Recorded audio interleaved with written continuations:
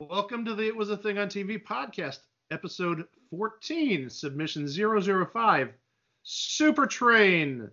Supertrain aired on NBC and ran from February 7th of 1979 to May 5th of 1979 for 9 episodes. All aboard! That was Chico, by the way, but we didn't play the theme first. We'll get to the theme a little bit later because there's a lot to break down there. Greg's here too. Say hi to the nice people, Greg. Hi to the nice people, Greg. Good job. You get a cookie. And I'm Mike Klaus, and this is bad. This is a bad show. Oh, God. So Supertrain, where do we start? Well, we'll start with its origins.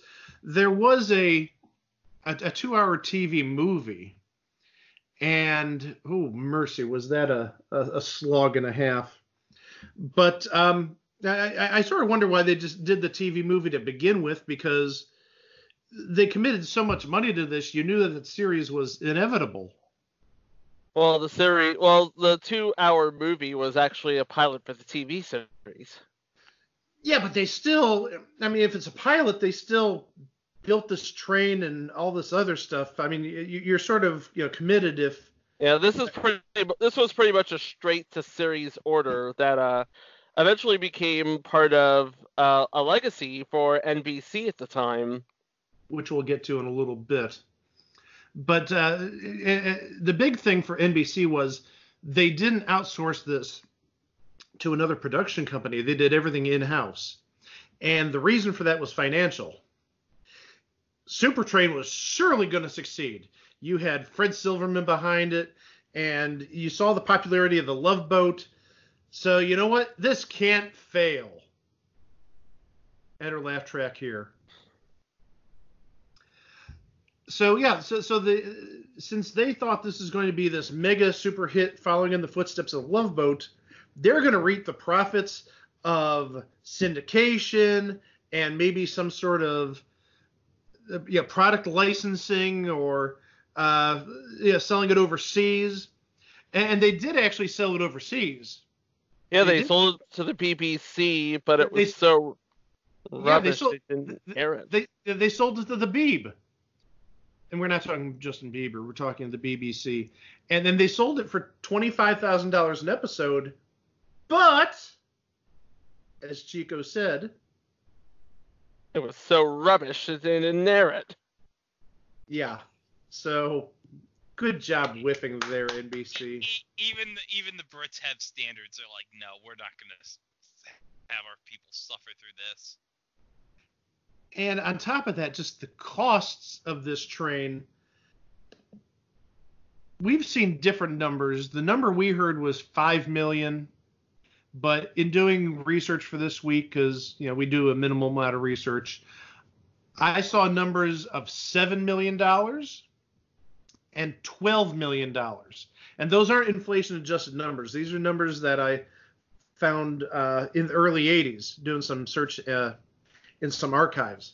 So $12 million for this giant train that had to fit in 2 studios. That's how big the set was. It had to fit in 2 studios.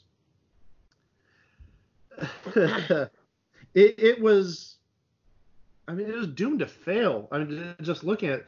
And they made not just the big model, they made 2 smaller models for different scenes. They made a roughly 1/10 scale model, 1 1/4 inches to the foot. And what that did was it created realistic medium distance details. And then for long shots, they had a version of the Supertrain at a 1/4 inch to a foot scale, 1/48 scale. And it was actually on a giant track, the miniature train, the baby of all 3. It was on a train in Los Angeles, an outside location in Los Angeles. And it had miniature towns and landscapes. And the track was 3,000 feet long. So that's over half a mile of this little toy train. again, huge expenses. I mean, they really went all out. And actually, now that I look, I see a fourth number. So we had 5 million, 7 million, 12 million. Now I see $10 million. Who did accounting at NBC in 1979? Well, why are we getting four vastly different numbers? And actually, there's a fifth number. I heard somebody say 6 million. 5 million, 6 million, 7 million, 10 million, 12 million. Are there no accounting practices at NBC where somebody can go back and look at the ledger and say, oh, Supertrain, it cost $5.2 million. Why are we seeing numbers like 12 million? Mike, That's horrible accounting. Mike, this was 1979. This was the time when John Belushi was doing coke in the lobby of 30 Rock. And he must have been doing the books too while he was at it. I mean, cripes, I took 2 accounting classes when I was an accounting major, and I did a better job. What the heck? Seriously. Okay. All right, now that we've thoroughly triggered Mike, obviously the star of the show is the train. Yes, the Supertrain.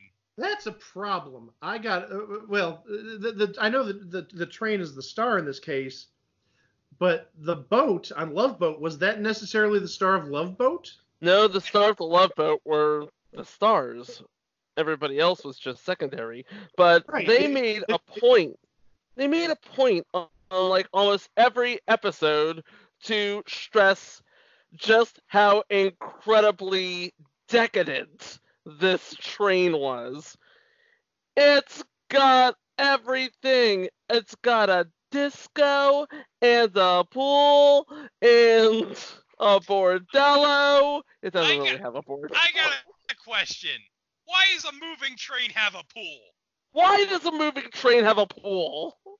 And why does this train, for as lavish and extravagant as it is, why doesn't it have aisles wide enough for more than one person at a time?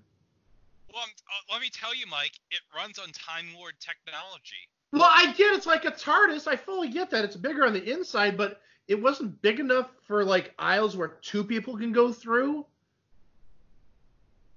Nope. Come on. Okay. You have to have all that room for rooms. Well, I mean, the sleeping quarters aren't that big on most of these trains unless they're giving people, small bedrooms, like spare bedrooms. But I mean, 22 feet, you could put in 2 small bedrooms and you'd still have realistically maybe 5 feet of space in the aisle.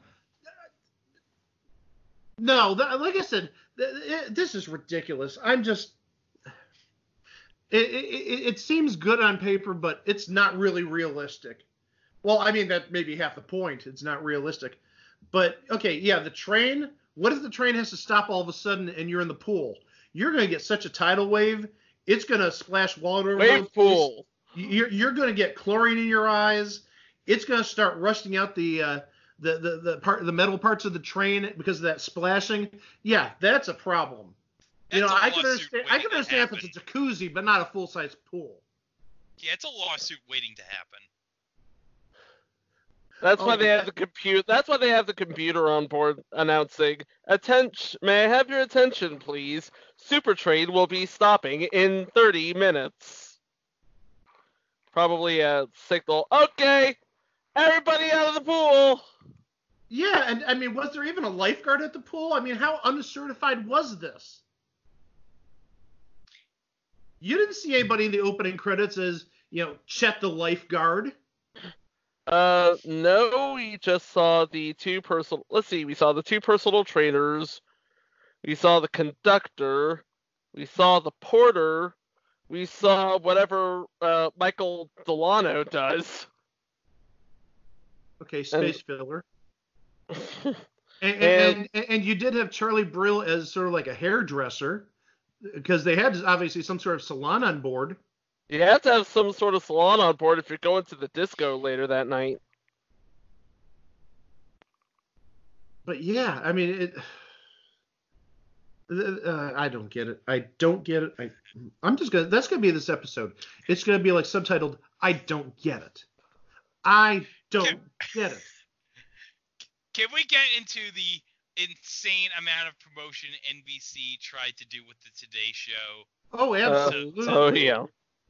Because Gene Shalit, as much as he was one of the preeminent film critics of our age, he is a company man. I mean, he was a company man. Oh, yes. Oh, he is shilling the absolute crap for Supertrain. And then we get into the report by Jack Perkins. It's only 10 more years before biography, Jack, so hold it together. Telling us, normally I interview the stars of the new shows on NBC, but I can't do it in this case because the star in this case is a train. it's a train. Did Jack Perkins interview Mr. Smith?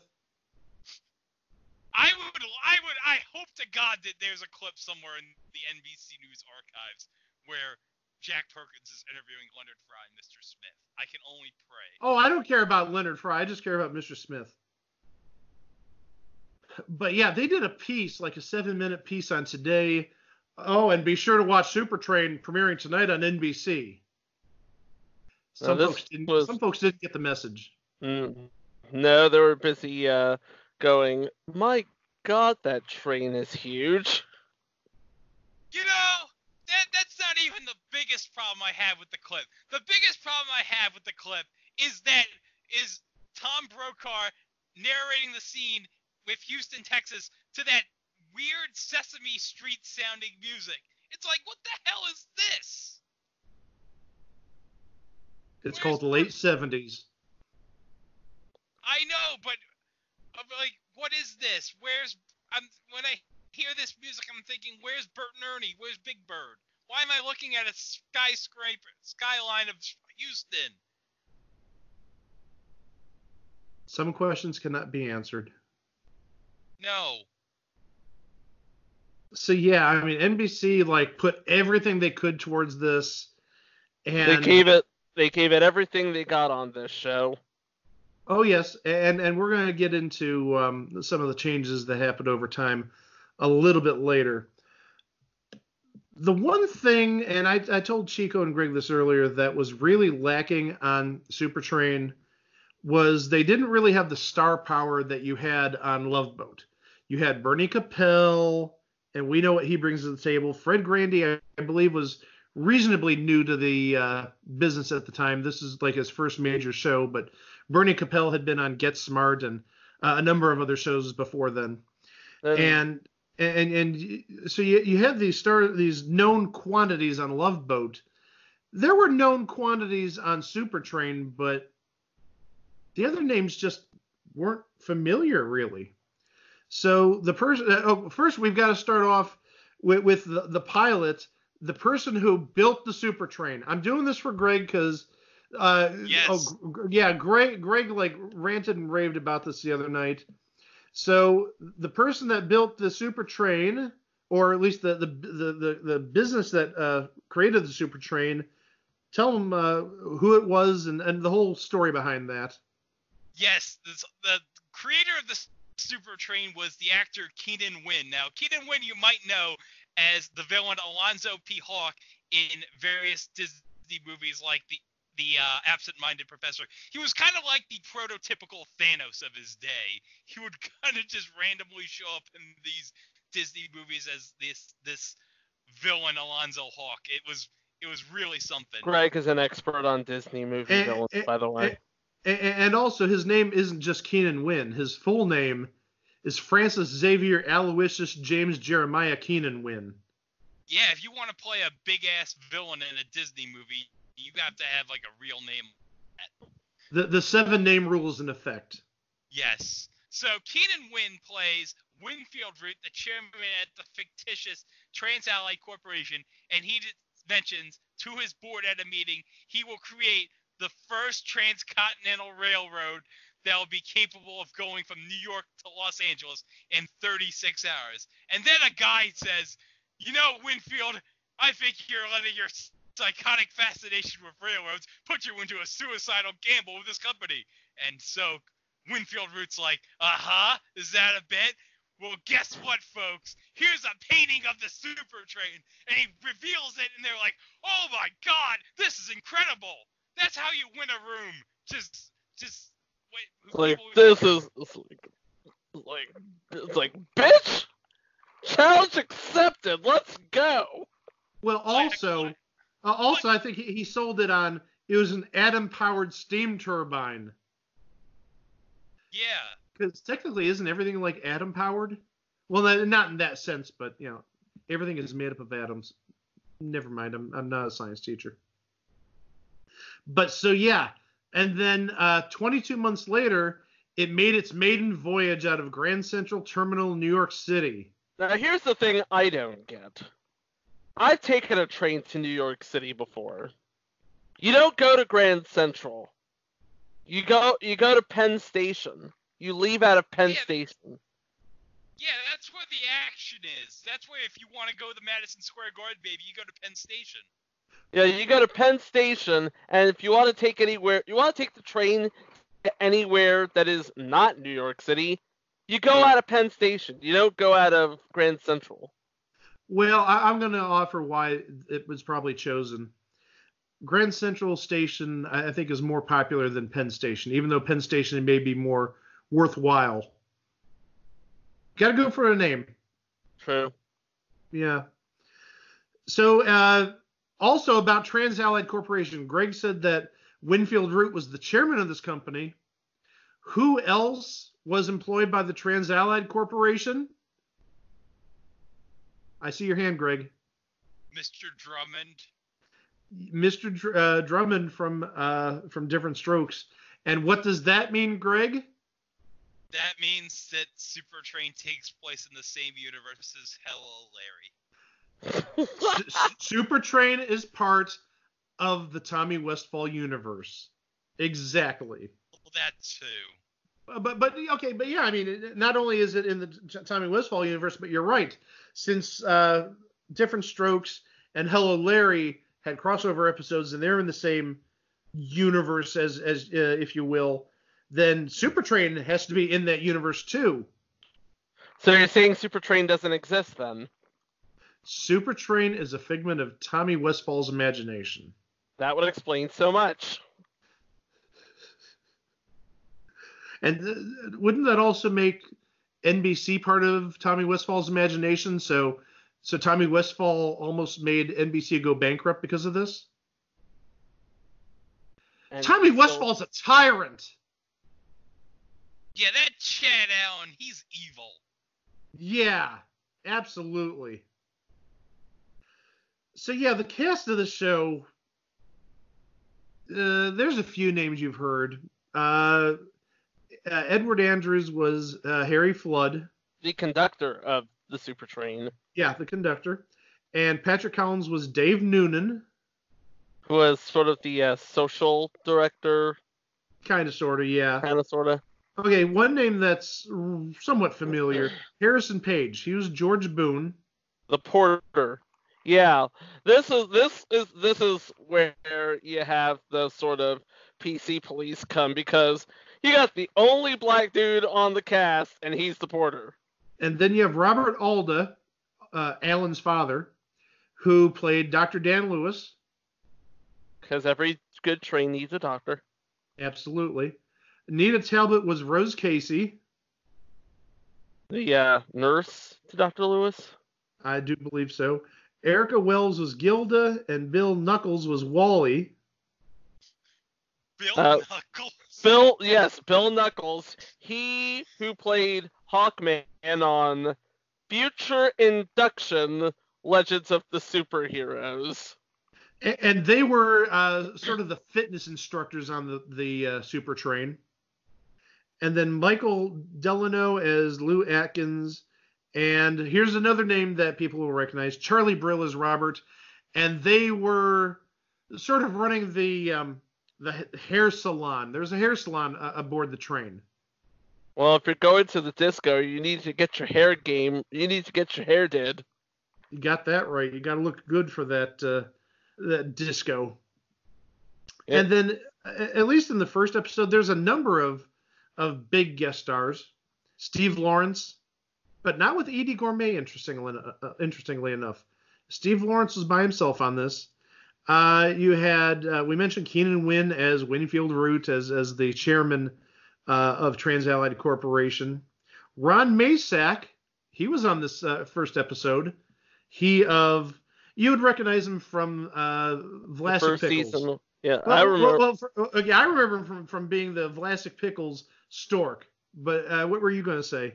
The first season of One Day at a Time with as Anne Romano's ex-husband. I may be wrong on that, but I just remember him from Pickles. What can I say? It's a big deal to me. Oh, jeez. I'm sorry. Go to your room and think about what you've done, Mike. I'm already regretting it right now. And then Dandy Don Meredith was Rick Prince. Vicki Lawrence, she was Karen Prince. George Hamilton was on the Supertrain. And then you had a bunch of people who don't have sources on Wikipedia. Hold up. Stella Stevens and Fred Williamson were also on the Supertrain. Oh, Stella Stevens. Yeah, she's somebody. I'm sorry. She was a person on TV. And, of course, Fred Williamson. So you have two former Monday Night Football personalities on the Supertrain. And even they couldn't save the Supertrain. That's sad. And then in episode 2, a couple more names that you've recognized. Larry Linville, another MASH alumnus. Dick Van Dyke, there's a big name. And Barbara Rhodes, she was a name that floated around quite a bit in the late 70s. And there's like nobody on episode 3. That's probably why it didn't do as well, because there was nobody on episode 3. You need if there's nobody on episode 3, then you've already lost everybody. And really 4 and 5 as well. Episode 6, Joyce DeWitt, Isabel Sanford, and Tony Danza. Yeah, interesting thing about episode 6, because NBC wasn't getting the return that they were looking for on Supertrain. They actually had to pull it for massive retooling. Yeah, but also in episode 6, there's a promo on YouTube, and also Bernie Capel, the aforementioned Bernie Capel, appeared on this episode, as well as, amazingly, Vic Tayback. Vic Tayback and Jamie Four. And Mako. He of Samurai Jack fame. Yeah. I'm going to make an observation before we go on to the last few episodes. Have you noticed that most every celebrity on Supertrain was on a show on another network? Tony Danza would have been on Taxi, and Isabel Sanford was on the Jeffersons, obviously. And Joyce DeWitt was on Three's Company, and Larry Linville was on MASH. Why couldn't they have gotten somebody from within? I mean, I know times were thin at NBC in '79, but really? You really wanted McLean Stevenson on the Supertrain? Hold up, Mike. You skipped episode 4 because there were 2 notable guest stars on that episode. Okay, I didn't see it on what I'm reading. Okay. Because it did listen on Wikipedia. But that's the episode that features Billy Barty along with Loretta Swit. Oh, jeez. And you want me to explain the plot of episode 4? There's a lot to break down in episode 4. Go for it. Okay. Well, boy. We're gonna play the promo for episode 4 right here. On this week's Supertrain Mystery, Hail to the Chief. 2 dwarfs and a magician replace a presidential candidate with a double so real, even his wife can't tell. JJ, all I want to do right now is go to bed. On Supertrain. Yes, folks, you are not just hearing things. That is the plot of episode 4 right there in a nutshell. 2 dwarves and a magician replace a presidential candidate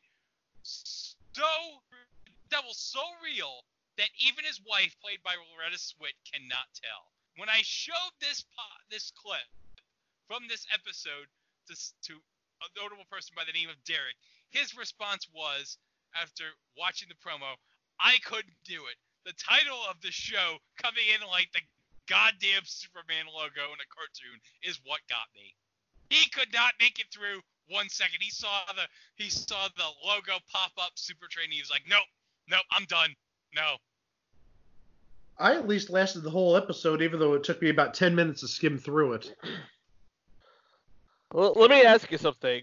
Those dwarves, were they Greg and John Rice by any chance? Oh, jeez.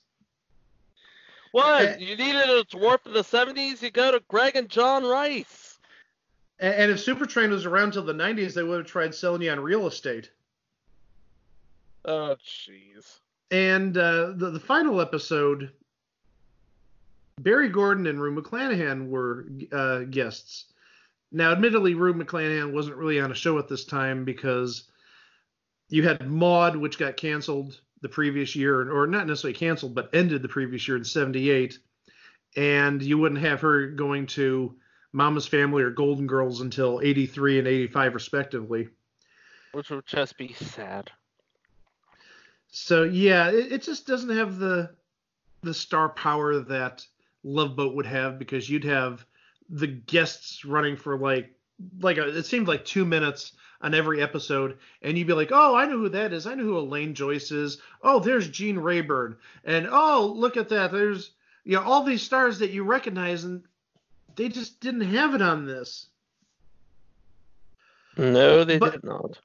But also, in addition, something else that hurt besides the lack of name stars, not just name stars, but a mass quantity of name stars, the changes.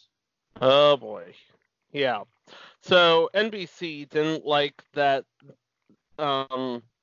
they were getting what Dan Curtis had promised that he would bring to the table. So they fired him. They brought in Robert Stambler, and they basically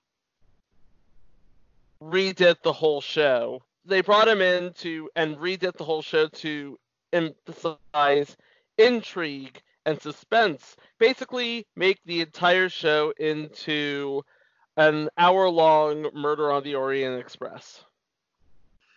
And then when that didn't work, for the final episode, they actually added a laugh track. So now you're sort of getting even closer to Love Boat territory. So now it's not really Murder on the Orient Express. It's now Love Boat on a Train. It's sort of a comedy and sort of a drama. It's a dramedy like a decade before 30-something. So yeah, they didn't know what they were doing. And on top of that, like everybody except Harrison Page and Robert Alda got fired. And Edward Andrews.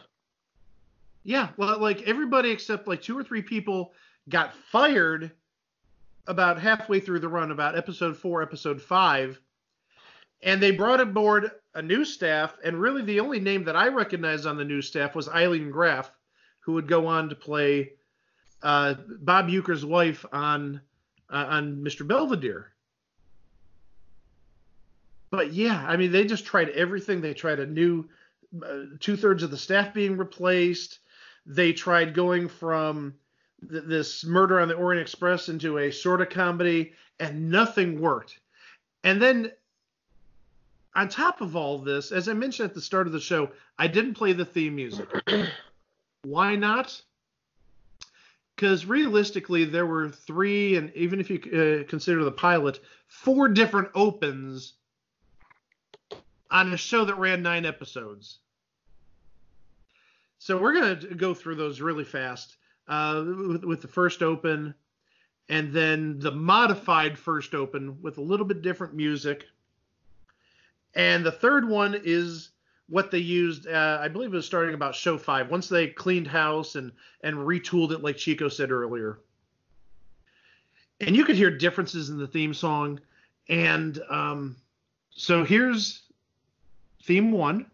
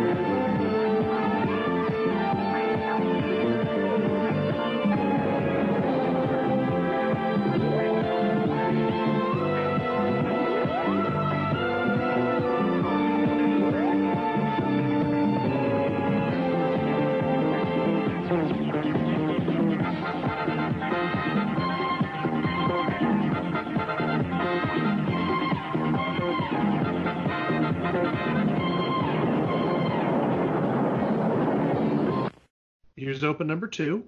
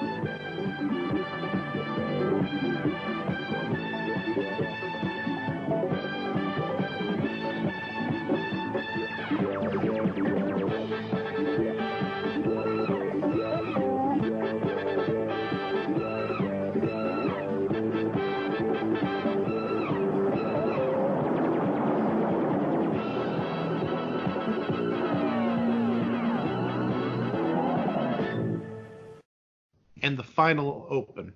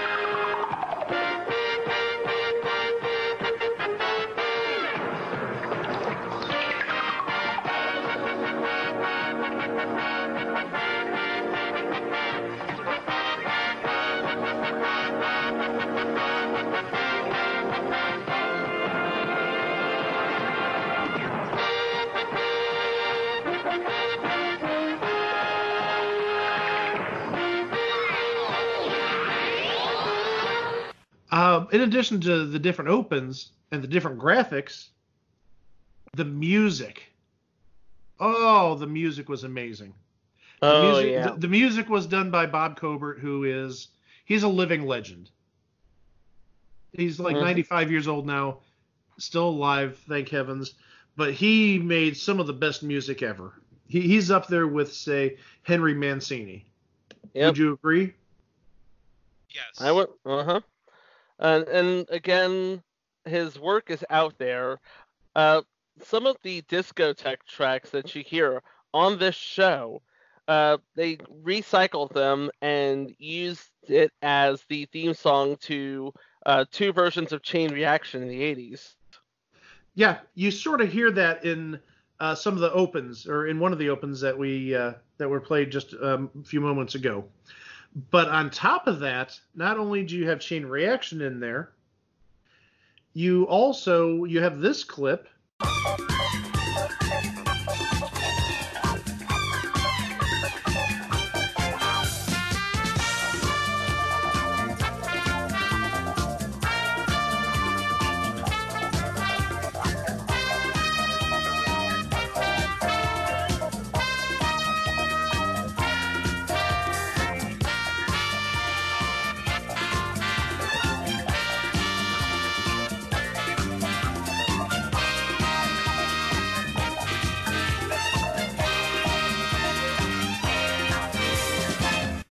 So that music was reused. It was less disco-y, less brassy, and a little bit faster tempo. Do either of you guys know where that was later used about, almost 7 years later, about 6.5 years later? Would that be the Nipsey Russell 1985 game show, Your Number's Up? Yeah, that was the win thing. When somebody won the car, and I believe it was when they won the bonus game too, they played that music. And the thing that goes to my mind when I hear that music is I see Nipsey Russell marching around and just acting, oh my gosh, just like a total goofball.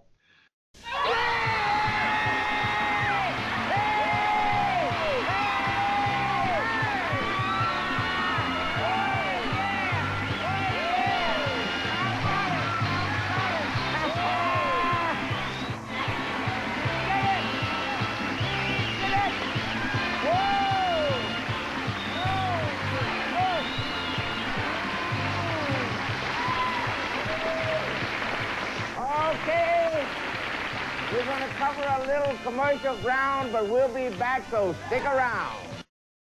So I don't know if you saw this on the Hail to the Chief episode with Billy Barty. Did you see where that music was used, or did you hear where that music was used? Can't remember. Do you remember, Greg? If you don't, I'm going to tell you, but... Is it Chain Reaction? No. This is the Your Number Is Up music. Oh, okay. Did you see where it was used in that show in Hail to the Chief? No. Okay, now, if you listen to it, what does it sound like? It sounds like good traveling music, doesn't it? You're going past, like, let's say the plains in Nebraska or Kansas. That sounds like good traveling music, doesn't it? Yeah. What you getting at, man? It wasn't used as traveling music. That was music that was actually played in the disco. And they're dancing to it! I'm sorry. No, that is not disco music that I'd be dancing to. I'd be like, okay, all you stop right now, because, spoiler, in 6.5 years, Nipsey Russell's going to be marching to that music when somebody wins a friggin' Jetta. Uh-huh. But no, I mean, seriously, they used it in the disco, and that's like the least disco-y music that I'd like dance to. It's crazy. And staying with the Hail to the Chief stuff, there was a segment where Billy Barty and his compatriot, his dwarf compatriot, they were doing something, I think sneaking into somebody's bedroom or something like that. And did you notice what sound effect played when they did that? No. No, you didn't notice. I'm going to play it right here.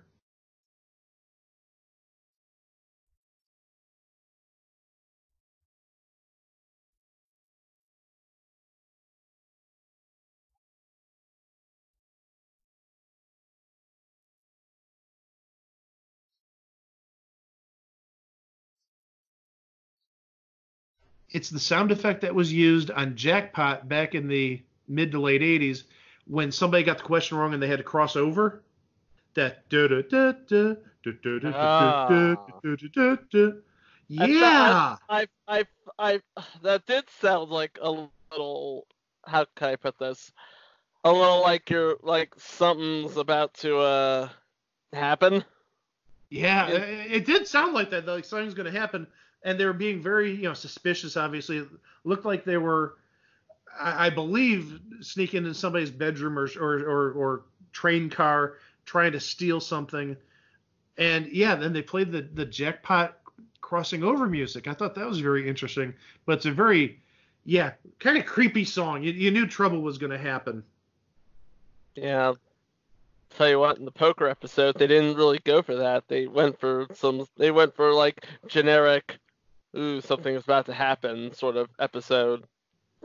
It's like, yeah, we got Roddy McDowell, we got Cleavon Little for this episode. It's like, what more else do we need to add to this? Okay, I got an issue with the poker episode. And it isn't about the poker game itself. Now, first off, the type of poker they were playing is not Texas Hold'em. It's not 5-card stud or draw or anything like that. I don't even know what type of poker they were playing unless they just made it up for the show. Probably just made up for the show. Yeah, but I mean, it looked like, they're like playing Uno, slapping cards down, and I had no idea what was going on. But the other takeaway from that episode, in the disco, what would you be doing in a disco? What if you were at Studio 54? I would be doing disco dance. What would I be doing? I would be doing disco dancing. Somebody would be doing something illicit. Yeah, I mean, if this was Studio 54, I'd probably be doing Lines of Blow with Truman Capote. But maybe I shouldn't say that because I've never done drugs. Don't do drugs, kids. But yeah, I mean, somebody would be doing something besides this in a disco. What was somebody doing in a disco with the original theme to Supertrain playing in the background? So yeah, once they changed themes, they kept the old theme. This was music playing in the disco. And what was happening? Somebody in the disco was watching the poker tournament on a 13-inch TV. Who would watch poker on a 13-inch TV at a disco? A bigger question, Mike, is why is it this poker tournament on closed circuit, and why are people watching this on the train? I mean, that's a great question. I mean, this must have been some sort of secretive society or something. But you're in a disco. You're there to dance, have fun. And he's sitting in this corner or standing in this corner on watching the poker tournament on a 13-inch television while all the music's blaring in the background and everybody else is discoing. That actually leads to the biggest issue of all regarding this show, besides like just bad acting, very few people of name being on the show. The writing is horrible. Horrible. Who goes on a disco in a train and watches a poker tournament? Degenerate gamblers? Well, why would they be watching a poker tournament in a disco? Yeah. I mean, why do they not have TVs in each of the cabins or the bedrooms or whatever on the train? There's so much to do. I mean, that's like sort of going on a cruise ship, like the Love Boat, tee-hee-hee, and you just like sit in your cabin all day because, oh, look, I'm going to watch whatever TV that I can't see at home. Oh, I'm going to go on a cruise ship and I'm going to watch Mr. Baseball half a dozen times.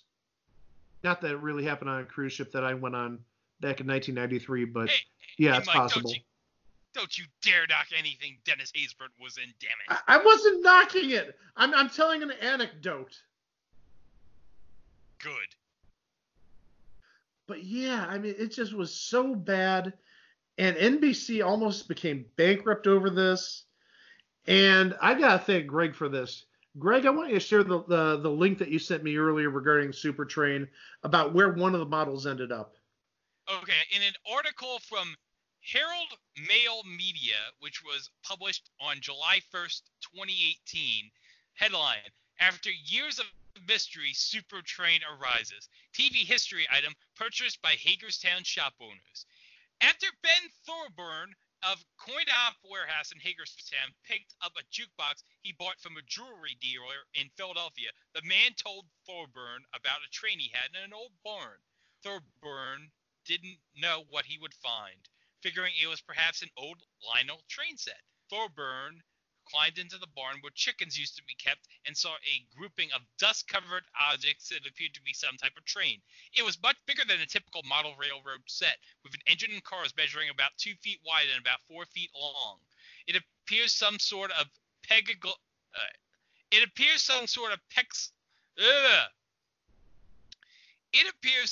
of plexiglass-like material served as windows in the cars, which sported a futuristic design. About a week ago, Thorburn bought the 9-car set for the man, which included long sections of track about 50 feet long in total. When Thorburn brought the train back to Hagerstown, he started searching online to figure out what it was. His research helped him realize what he had, the long-sought-after Supertrain. So this guy found the Supertrain, and based on the dimensions, we sort of assumed he got the bigger Supertrain. He didn't get the little model that was on that 3,000-foot track. He got the 1/10 scale version. And I'm like jealous now. I'm wondering where this guy is. He's not that far away. Hagerstown is Maryland, which may be about like 7 or 8 hour drive for me, and probably similar for Chico, maybe a little bit less. And actually, Greg would be closest. But I'm like want to go down there and say, if you're willing to sell this, I'll give you X number of dollars. X could vary from a very low number to a decent number, but I mean seriously, I would buy that in a heartbeat, and I would buy like shelving for it. I'd put it down in my basement. I mean that's like a curiosity piece. I mean, on top of being history, albeit not in a historical sense, more in a hysterical sense, but that is like super cool. It was in a barn in Philadelphia, and this guy ended up getting it.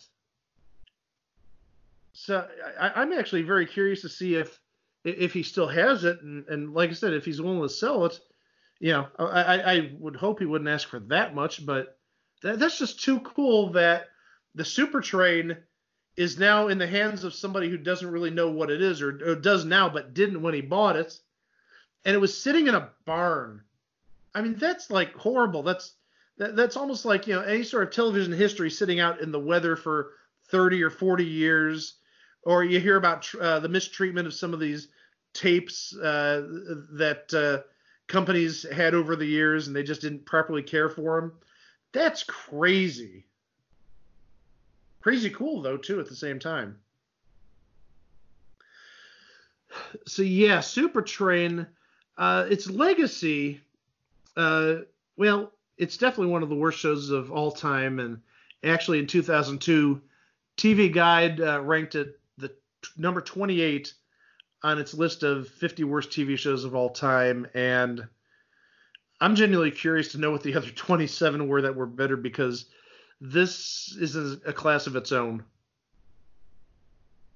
But yeah, it was like universally panned. Even the new Supertrain, it just didn't generate any excitement. I mean, it's sort of like they're polishing a turd. Excuse the phrase. They were. No, I think you were absolutely accurate there. Yeah, I mean, you could polish a turd, but it's still a turd. And obviously, they went through 3 different formats and 3 different opens in 9 episodes. Yeah, this was horrible. Horrible, horrible, horrible. And even now, it's 40 plus years later, it's still the butt of jokes. Not many, but the thing is, whenever you hear somebody talk about bad TV shows, invariably the first 2 names to come to mind are 2 shows we covered in the last 2 weeks: Supertrain and Hello Larry. Oh my gosh, the 70s were a bad time for NBC, and Supertrain. Chico, take it away. Supertrain, it was definitely. It was like Supertrain was gigantic. It was silver. It was silver and red. It was garish. It was incredible. It was a thing on TV. It was a thing on TV, and it wasn't a good thing on TV. It was a big thing on TV. I mean, I did last longer watching Supertrain than I did watching Manimal, so yay, Fred Silverman? I don't know. Let's just say this is part of the Fred Silverman legacy, which, by the way, we've been covering for the last couple of weeks, in case you haven't noticed. Yeah, and actually, this is like the end of the Fred Silverman era for now, because we wanted to cover Hello Larry and Supertrain specifically, and then actually next week we're going to get into some very special stuff. We'll talk about that in the second episode this week. I'm not going to spoil it just yet. When we put the second episode up, we'll give you a teaser for Christmas, because at least one of the episodes, I know all 3 of us have been like chomping at the bit to get at this. Oh, it's going to be a fun episode. One of the episodes is going to be really fun next week. Probably both, but we'll get to that later. So, as always, go to itwasathingontv.com. You'll find all the episodes there. You'll find links to our social media. You'll find our email address. You'll find all sorts of fun stuff there. We'd love to hear from you. And as always, we thank you very much for your patronage. And until the next episode, which is actually going to be very similar to this episode. A bit. We're not going to tell you how or why, but it's going to be sort of in the same vein as this episode. So again, as always, thank you to Chico. Thank you to Greg. I'm Mike, and we'll be back later this week.